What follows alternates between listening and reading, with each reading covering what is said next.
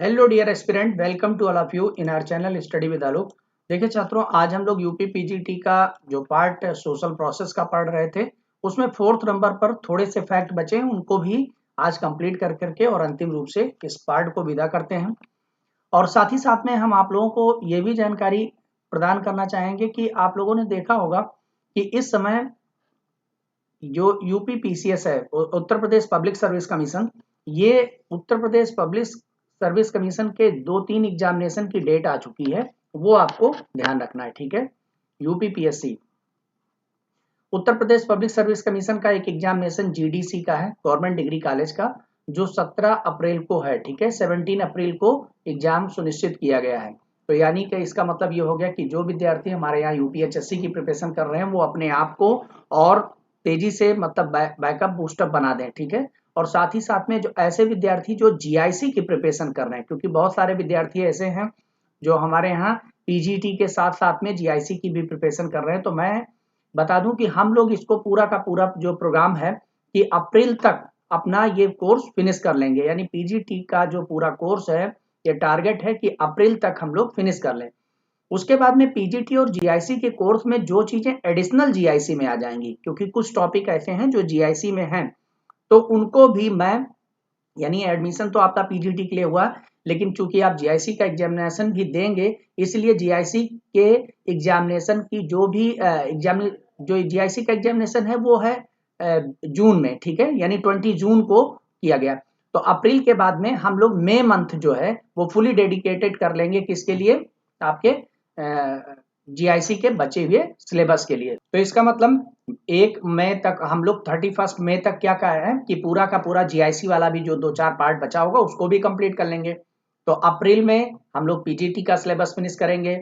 बचे हुए जो चीजें हैं, चूंकि पीजीटी और जीआईसी का काफी कुछ सिलेबस मैच कर रहा है, कि वो कुछ टॉपिक ऐसे हैं जो एडिशनल आ जाएंगे, तो उनको हम कवर कर लेंगे। तो जिससे ये होगा कि जीआईसी का एग्जामिनेशन भी आप अच्छा कर पाएंगे, खासतौर से सब्जेक्ट का। ठीक है, अब ऐसे विद्यार्थी जो जीआईसी के प्रिपरेशन करना चाह रहे हैं, मैंने उन लोगों को सजेस्ट भी किया था कि हमारे यहाँ यूपीएचएससी में, ठीक है, जो यूपीएचएससी वाला पार्ट है उसमें सोशियो के साथ में जीएस वाला पार्ट चल रहा है, तो उन्हें जीएस का बैच ज्वाइन कर लेना चाहिए। ठीक है, तो जीएस वाला अगर ज्वाइन कर लेते हैं तो वो इजिली इसको कवर कर पाएंगे, यानी जीएस भी कवर कर पाएंगे और साथ साथ में पीजीटी के माध्यम से ये जीआईसी वाला कवर हो रहा है। जब मई में समाप्त हो जाएगा तो पूरे जून, यानी 20 मतलब पूरा जून मंथ जो है वो हम लोग मॉक टेस्ट को करेंगे। और इसी दौरान आप लोगों का जून के आसपास में ही, मतलब मान के चलिए मई या जून में ही आपका पीजीटी की भी डेट लगने की पूरी संभावना है। तो पीजीटी की भी डेट अगर लग जाती तो इसी में पीजीटी भी, चूंकि अप्रैल में हम लोग फिनिश कर लेंगे, तो अपना 2 महीने 3 महीने, या पीजीटी का एग्जामिनेशन कभी कभी लेट भी हो जाता है छात्रों, यानी अगस्त में, सितंबर में। तो ये जब तक एग्जामिनेशन नहीं होगा तब तक हम लोग मॉक टेस्ट और ड्रिलिंग करते रहेंगे, ताकि अपनी प्रैक्टिस जारी रखें। तो आपको पूरा फंडा समझ में आ गया होगा। तो जीआईसी में या तो अपना जो आपका जीएस वाला पार्ट अगर खुद पढ़ रहे हैं तो ठीक, अदरवाइज फिर नहीं पढ़ पा रहे हैं, रेगुलेशन नहीं बन पा रहा है, तो आप हमारे यहाँ क्लासेस चल रही हैं, 3 दिन क्लासेस चलती हैं उसकी, फ्राइडे सैटरडे और संडे को। ठीक है, फ्राइडे सैटरडे संडे को जीएस की क्लासेस चलती हैं, उनको अटेंड कर लें। ठीक है, वो पूरा कंप्लीट कोर्स कराया जाता है, काफी बड़े बड़े लेक्चर्स होते हैं, तो उनके माध्यम से भी आप इसको कवर कर सकते हैं। तो जीआईसी जीडी, और अब साथ ही साथ में जो जीडीसी का एग्जामिनेशन है, जीडीसी के एग्जामिनेशन की डेट जो है 17 अप्रैल रखी। अब हमारा ये टारगेट है कि जो यूपीएचएससी के लिए हमने बैच स्टार्ट किया था, थोड़ा सा इसको स्पीड बनाने की जरूरत है, कि ताकि हम लोग अपना कोर्स अप्रैल तक में इसको फिनिश कर लें। बिफोर एग्जामिनेशन अगर हम फिनिश कर लेते हैं, ठीक है, तो यहाँ से जो हमारे यहाँ यूपीएचएससी की प्रिपरेशन कर रहे हैं उनको जीडीसी का भी बेनिफिट मिल जाएगा। ठीक है, तो ये सब प्रक्रियाएं हमारी यही है कि आप कुल मिलाकर के प्रक्रिया ये है कि देखिए, आप एडमिशन किसी भी बैच में भी ले रहे हैं, लेकिन जो चीजें एडिशनल उसके साथ में जुड़ी हुई है, ठीक है, जैसे जीआई पीजीटी के साथ में जीआईसी जुड़ा हुआ है और यूपीएचएससी के साथ में जीडीसी जुड़ा हुआ, उसको हम चाहते हैं कि आप लोग उसी के बहाने कवर कर लें। यही कारण रहा कि जीडीसी और जीआईसी के बैच हमने अलग से सेपरेट नहीं स्टार्ट किए। ठीक है, लेकिन ये इन्हीं के साथ में है, और जो भी एडिशनल कोर्स होगा उसको हम कंप्लीट करा देंगे। ठीक है, अब ज्यादा जो जरूरत है कि देखिए, हम अपनी तरफ से प्रतिबद्धता बहुत जारी कर रहे हैं कि हम ये कर देंगे, और इस तरीके से और कर भी रहे हैं, लेकिन आपकी प्रतिबद्धता है कि छात्रों जो हम लोग टेस्ट पेपर लेते हैं, उस टेस्ट पेपर में बहुत सारे लोगों को मैंने देखा वो टेस्ट पेपर नहीं देते। अगर आप डेडिकेटेड नहीं है, आपकी प्रायोरिटी में कुछ और सुनिश्चित किया गया है, तो आप रिजल्ट नहीं ला पाएंगे, एकदम कंफर्म जान लीजिए। आपको प्रायोरिटी में यानी आपके नात रिश्तेदार जो भी हैं, आप अगले 6 महीने तक के लिए भूल जाइए, ठीक है। मतलब अपने सारे प्रायोरिटी में फर्स्ट प्रायोरिटी आपको इस एग्जामिनेशन को देना होगा छात्रों। एक बार आप इसको कंप्लीट कर लेंगे, उसके बाद में फिर सारी चीजें आप करने लगेंगे, ठीक है। क्योंकि ये पूरे लाइफ टाइम के लिए आपका की स्टेटस डिसाइड होने वाला है, आपकी मुख्य परिस्थिति को निर्धारित करने वाला है। तो मुख्य परिस्थिति को अगर निर्धारित करना है, उसको डिसाइड होना है, तो ऐसे में आप बिल्कुल भी समझौता ना करें, ठीक है। टेस्ट को दें और टेस्ट के अंदर में सबसे पहले सुपर 30 के अंदर में आने की कोशिश करें, पहला टारगेट। और दूसरा टारगेट जो आपका होना चाहिए वो होना चाहिए कि सुपर 10 में आ जाएं, ठीक है। ये अंडर 10 में हम लोग रहेंगे, ठीक है। ये कोशिश आपकी पहली कोशिश यही, तो पहली और दूसरी कोशिश ये आपको कंप्लीट करना है। तो आइए देख लेते हैं कि जो तथ्यों कुछ महत्वपूर्ण तथ्य बचे हुए हैं सोशल प्रोसेस में, उसको एक व्यवस्थापन, मैंने बताया हुआ था कि व्यवस्थापन किस प्रकार की प्रक्रिया है। तो व्यवस्थापन एक प्रकार की सहयोगात्मक प्रक्रिया है, क्योंकि हम व्यवस्था बनाने का काम करते हैं। देखिए, व्यवस्थापन की प्रक्रिया में दो पक्षों को अपने अपने स्वार्थ को त्याग कर समान स्वार्थ के आधार पर सामंजस्य करना पड़ता है, ठीक है। जब जो कोई दो पक्ष हैं, ठीक है, जिनके मध्य में संघर्ष था, या देखिए हमेशा व्यवस्थापन जब भी होता है तो हमेशा संघर्ष के बाद में ही होता है, यानी व्यवस्थापन संघर्ष के पश्चात होने वाली प्रक्रिया है। और इसमें दोनों पक्ष अपने अपने स्वार्थों को त्याग करके क्या करते हैं, स्वार्थ के आधार पर सामंजस्य, स्वार्थ के आधार जो है समान स्वार्थ के आधार पर जो है सामंजस्य करने शुरू कर देते हैं। यानी अपने व्यक्तिगत स्वार्थ को त्याग करके जो समान स्वार्थ है, यानी जिसमें दोनों का फायदा हो, ऐसे आधार पर सामंजस्य करते हैं। पार्क और बर्गेस की डेफिनेशन यहाँ पर दी है कि पार्क और बर्गेस ने व्यवस्थापन को संघर्ष का स्वाभाविक परिणाम माना है, ठीक है। व्यवस्थापन को संघर्ष का स्वाभाविक परिणाम, ये बड़ा इंपॉर्टेंट है कि किसने व्यवस्थापन को संघर्ष का स्वाभाविक, यानी संघर्ष होगा तो उसके बाद में फिर व्यवस्था अपने आप ही होगी। यानी जब संघर्ष कहीं ना कहीं किसी न किसी पॉइंट पर व्यवस्था जरूर बनती है। तो संघर्ष को स्वाभाविक परिणाम व्यवस्थापन माना है किसने, वो पार्कियों बर्गेस ने, ठीक है। तो ये याद रखिएगा कि व्यवस्थापन को संघर्ष का स्वाभाविक परिणाम के रूप में पार्कियों बर्गेस ने स्वीकार किया। साथ ही साथ ने डेफिनेशन भी दी है कि व्यवस्थापन एक ऐसी प्रक्रिया है जिसके द्वारा प्रतिस्पर्धा और संघर्ष से अपनी सामाजिक परिस्थितियों से व्यक्ति एवं समाज सामंजस्य स्थापित करते हैं। तो व्यवस्थापन एक ऐसी प्रक्रिया है जिसके द्वारा प्रतिस्पर्धा और संघर्ष से उपजी सामाजिक परिस्थितियों से व्यक्ति और समाज सामंजस्य स्थापित करते हैं।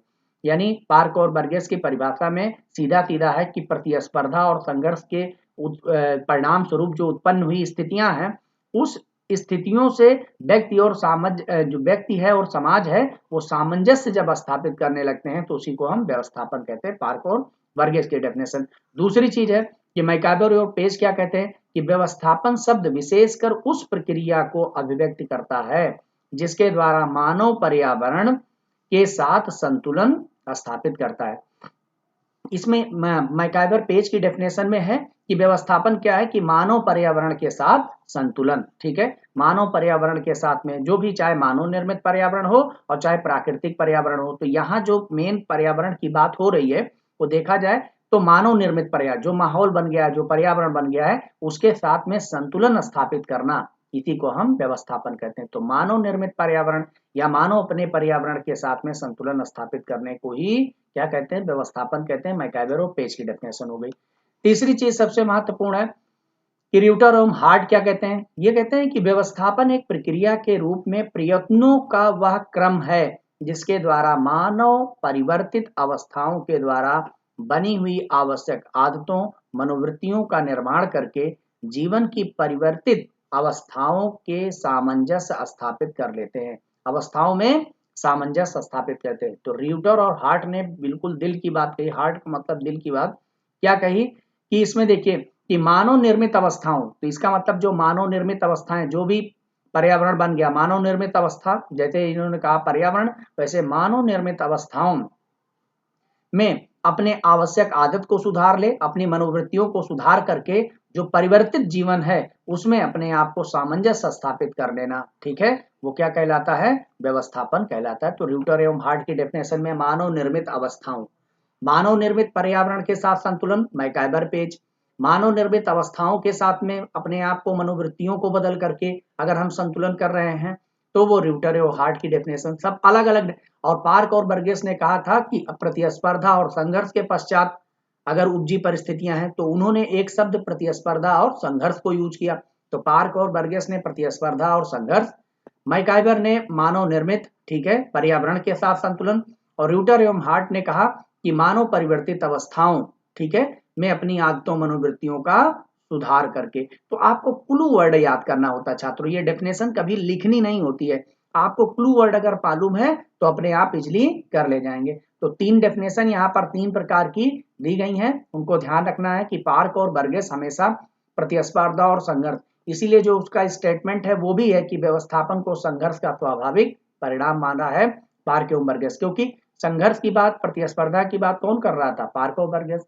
मैकाइबर मानव निर्मित पर्यावरण के साथ संतुलन, र्यूटर और हार्ट मानव निर्मित अवस्थाओं के साथ में सामंजस्य बैठाने के लिए आवश्यक आदतों और मनोवृत्तियों का निर्माण करें, ठीक है। अब हम लोग एक डेफिनेशन और भी है उसको भी जान लेते हैं इसी समय, गिलिन एवं गिलिन, क्योंकि देखिए सोशल प्रोसेस में मैंने देखा है कि ये जो 3-4 परिभाषाएं हैं, गिलिन गिलिन, र्यूटर हार्ट, मैकाइबर पेज, ठीक है, और पार्क बर्गेस, ये सब बहुत बार पूछे जाते हैं और यही वो क्वेश्चन होते हैं छात्रों जहां से नंबर कम होते हैं। बाकी जब सिंपली क्वेश्चन आता है, ठीक है, कि गोल गधेड़ो किसमें होता भील में, तो वो सब आप बता ले जाते हैं, कुछ पुस्तकें आती वो सब बता, लेकिन जब डेफिनेशन के लेवल पर क्वेश्चन आते हैं, ठीक है, तो मान के चलिए अगर 15 डेफिनेशन 20 डेफिनेशन आ गई उनके पास में, टोटल 125 क्वेश्चन में लगभग 20 से 25 टोटल मिलाकर के डेफिनेशन आ जाती, तो उसमें से 10 डेफिनेशन तक कर लेते हैं, विवाह, परिवार, नातेदारी, तमाम डेफिनेशन आप कर लेते हैं, ठीक है, समूह, संस्था थे। लेकिन सोशल प्रोसेस को लेकर के ये जो डिफरेंट टाइप की डेफिनेशन हैं, यहां से आपकी गलती हो जाती है और ये लक बाई चांस आपके क्वेश्चन सही वाले बनते हैं, ठीक है। तो कम से कम अगर आपको रैंक में, क्योंकि आप लोगों को पता होगा कि 68 वैकेंसियां हैं छात्रों, पीजीटी के अंदर में इतनी बड़ी वैकेंसी भारतीय इतिहास में कभी नहीं हुआ था, ठीक है। उत्तर प्रदेश में देखें 68 पद काफी ज्यादा है, ठीक है, और हमेशा की अपेक्षाकृत बहुत ज्यादा, तो इसका मतलब ये हो गया गोल्डन अपॉर्चुनिटी है, गोल्डन अपॉर्चुनिटी है। इसमें इन क्वेश्चनों को भी जैसे जो थोड़ा सा मतलब फैक्चुअल माने जाते हैं और थोड़ा सा लर्न करने में भी झंझट महसूस होता है, उनको भी छोड़ना नहीं है, क्योंकि फाइनल एक सीट आपको सुनिश्चित करनी है, ठीक है।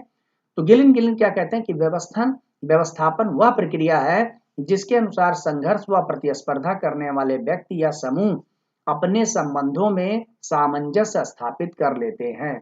तो यहाँ पर क्या है कि संघर्ष व प्रतिस्पर्धा करने वाले व्यक्ति या समूह अपने संबंधों में सामंजस्य स्थापित कर लेते हैं जिसके प्रतियोगी की संघर्ष के कारण उत्पन्न कठिनाइयां हल कर सकें।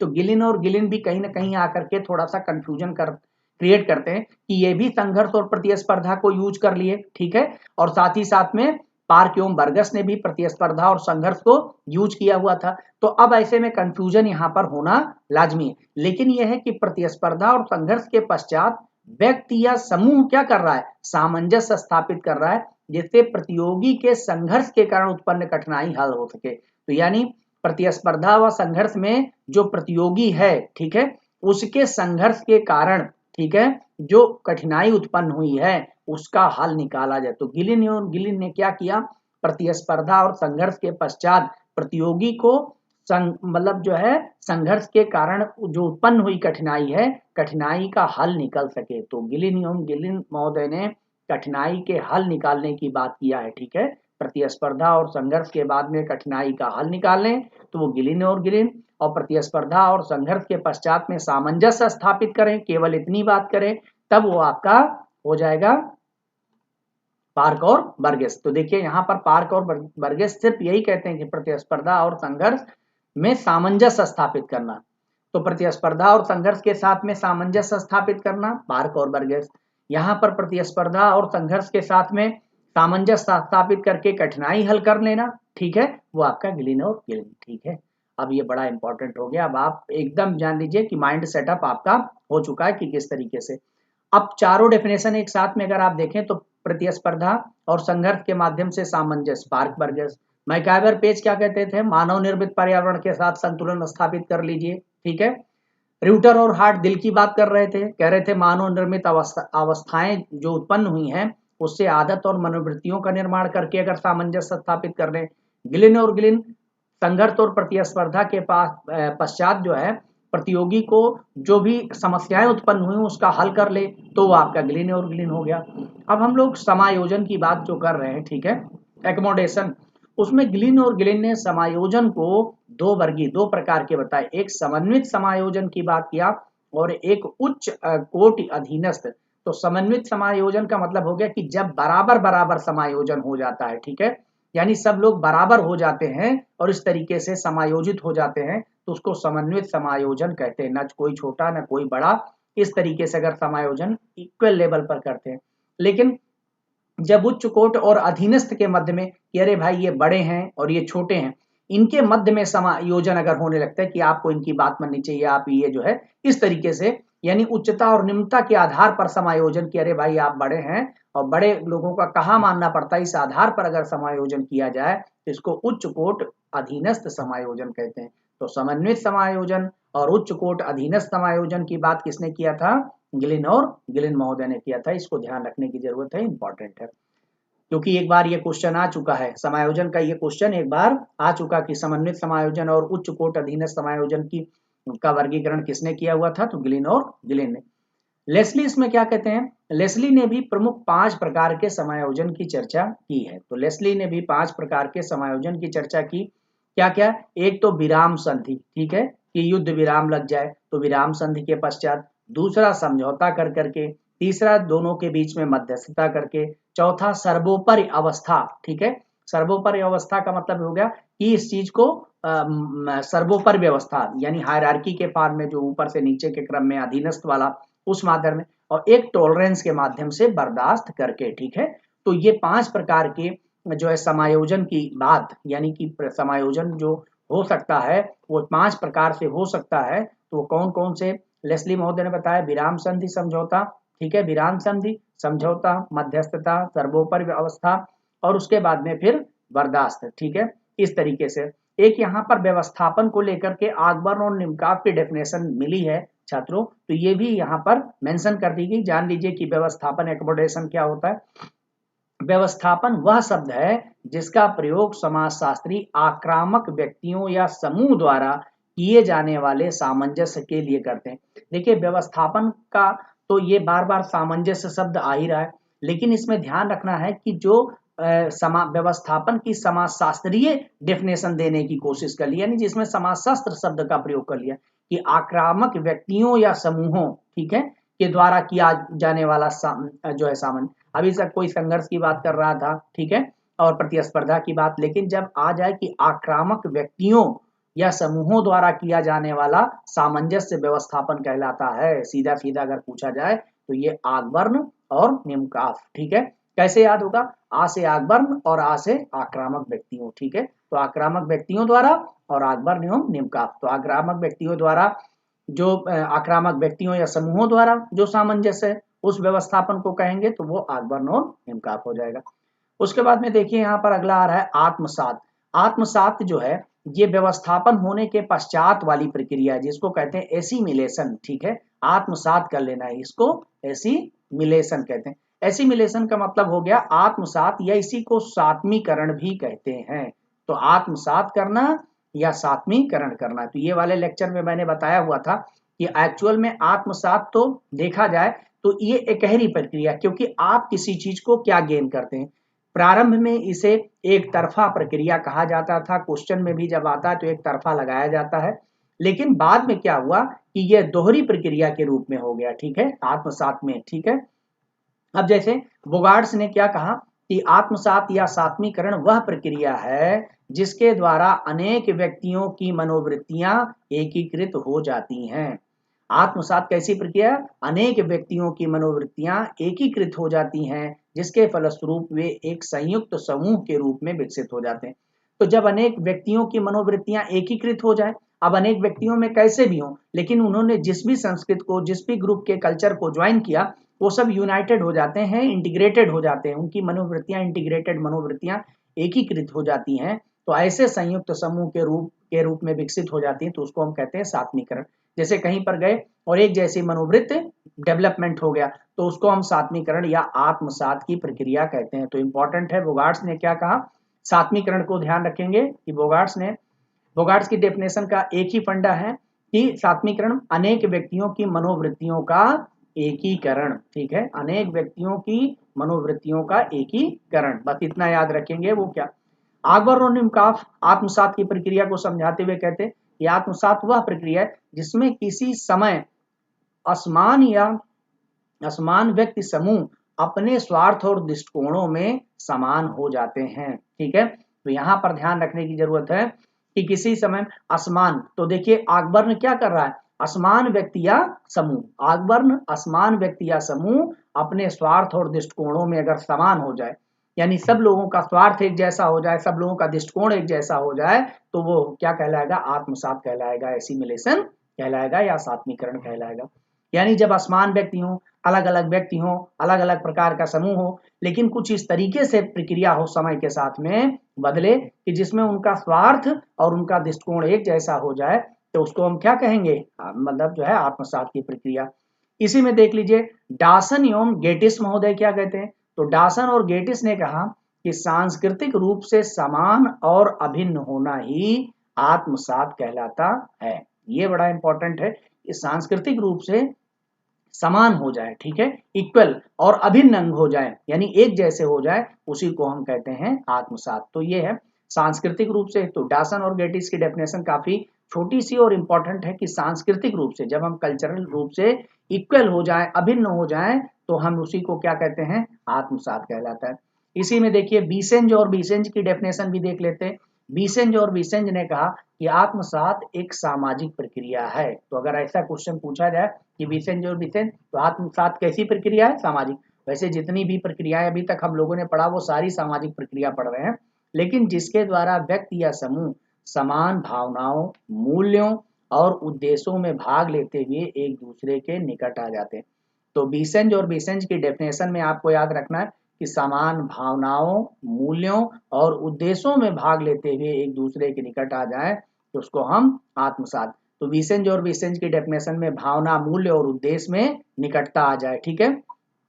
फिशर महोदय का क्या डेफिनेशन है, तो फिशर महोदय कहते हैं कि आत्मसात एक सामाजिक प्रक्रिया, सेम उसी तरीके से, ठीक है, और जिसके द्वारा दो या अधिक व्यक्ति या समूह एक दूसरे के व्यवहार प्रतिमानों को स्वीकार करते हैं और उन्हीं के अनुसार आचरण करते हैं। तो यहाँ पर याद रखना है, दो या दो से अधिक व्यक्ति या समूह, यही डेफिनेशन में याद करना, दो या दो से अधिक व्यक्ति या समूह एक दूसरे के व्यवहार प्रतिमानों को स्वीकार करते हैं। मेन चीज है दो या दो से अधिक व्यक्ति या समूह, जब कोई भी, अब इसमें मेन क्लू टर्म याद करना रहता है कि दो या दो से अधिक व्यक्ति या समूह, तो इसका मतलब ये हो गया, डेफिनेशन किसकी हो जाएगी, फिशर महोदय की हो जाएगी, दो या दो से अधिक व्यक्ति या समूह। उसके बाद में इसी में देख लेते हैं रॉबर्ट पार्क का कॉन्सेप्ट क्या आ जाता है। पार्क कहते हैं कि आत्मसातीकरण को प्रजातीय संबंधों का चक्र कहा है। जो आत्मसातीकरण है ये प्रजातीय संबंधों का चक्र, तो ये स्टेटमेंट मतलब अगर देखा जाए तो बहुत ही इंपॉर्टेंट हो जाएगा कि किसने प्रजातीय संबंधों का चक्र कहा। ये प्रजातीय संबंध है उनका एक प्रकार का ये चक्र है कि विभिन्न प्रजातियां धीरे धीरे करके अब आपस में कैसे मिल जाती हैं और सब एक दूसरे की कल्चर को फॉलो करने लगती हैं, ठीक है, कि पूरे दुनिया में जितनी भी रेसेज हैं वो सब मिल जाती हैं धीरे धीरे करके, वो उनकी कल्चर जान जाते हैं और प्रसार के माध्यम से यानी प्रसार होता रहता है और आत्मसातीकरण की प्रक्रिया धीरे धीरे करके। तो रॉबर्ट पार्क की डेफिनेशन में आपको ध्यान रखना है प्रजातीय संबंधों का, आत्मसातीकरण को किसने प्रजातीय संबंधों का चक्र कहा। इस टाइप के डेफिनेशन जो है छात्रों वो पीजीटी में बहुत पूछे जाते हैं, इसलिए इसको आपको ध्यान रखने की जरूरत है। अब हम लोग आत्मसातीकरण के थोड़े से प्रकारों पर चर्चा कर लेते हैं कि आत्मसातीकरण कैसे हो सकता है। विलियम जे गुडे, यहाँ पर विलियम जो गुडे ने कहा आंशिक सात्मीकरण, जब हम किसी संस्कृत के, ठीक है, कोई समूह है हमसे विरक्त, उसके कुछ भाग को अगर हम स्वीकार कर लेते हैं, ठीक है, उसके खान पान को स्वीकार कर लिया, उसके नाच गान को स्वीकार कर लिया, यानी जब उसके कुछ हिस्सों को स्वीकार करते हैं और कुछ हिस्सों को नहीं स्वीकार करते हैं, तो उसको हम आंशिक सात्मीकरण कहते हैं। तो आंशिक और पूर्ण सात्मीकरण की बात किसने किया था? विलियम जे गुडे। ठीक है, तो गुड व्यक्ति हैं, इन्होंने कहा आंशिक और पूर्ण। और पूर्ण सात्मीकरण होता है कि जब हम पूर्ण रूप से किसी कल्चर को अडॉप्ट कर लेते हैं, मतलब वो हम आत्मार्पित कर लेते हैं, उसको पूरा का पूरा अडॉप्ट कर लेते हैं, तो उसको हम पूर्ण आत्मसातीकरण कहते हैं। यहीं पर विलियम मैकडूगल, ठीक है, मैकडूगल ने कहा कि एक घनिष्ठ आत्मसातीकरण है और दूसरा एक सामान्य आत्मसातीकरण है। तो घनिष्ठ का मतलब हो गया जब जटिलता, मतलब जब कॉम्प्लेक्स रूप से विभिन्न चीजों को, अगर हम उसके माइन्यूट चीजों को, छोटी छोटी चीजों को भी आत्मसात कर लेते हैं तो उसको हम घनिष्ठ आत्मसातीकरण कहते हैं। और केवल सामान्य अगर गुणों को अगर हम स्वीकार करते हैं, सामान्य गुणों को अगर हमने स्वीकार कर लिया तो उसको सामान्य स्वाद जो है आत्मसातीकरण। यहाँ पर क्या घनिष्ठ का मतलब हो गया कि जब लोगों के मूल्यों में भी परिवर्तन आ जाए, दृष्टिकोणों में भी परिवर्तन आ जाए, हर तरीके से परिवर्तन पूरा देखने को मिले, तो उसको हम घनिष्ठ। तो घनिष्ठ और सामान्य सात्मीकरण का डिवीजन किया था विलियम मैकडूगल ने, जबकि आंशिक और पूर्ण सात्मीकरण की जो डिवीजन किया हुआ था वो विलियम जे गुडे ने। इस तरीके से छात्रों ये पार्ट यहीं पर फिनिश होता है और हमें आशा है कि आपने पूरा जो है सोशल प्रोसेस को अच्छे से समझ लिया होगा। सारे क्वेश्चन आपके सामने कहीं ना कहीं आ चुके हैं और इससे ज्यादा कुछ पढ़ने की जरूरत नहीं है, बस आपको अब पेपर की तैयारी करके चलना है। ठीक है, तो अभी तक जितने भी टेस्ट हो चुके हैं, 10 टेस्ट हो चुके हैं, उन टेस्ट को पूरा रिवाइज करके आइए।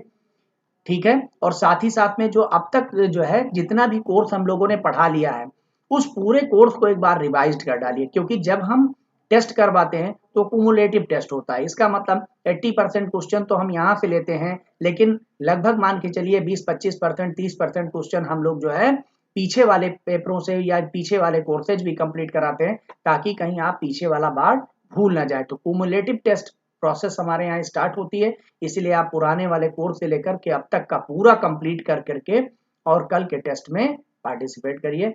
धन्यवाद।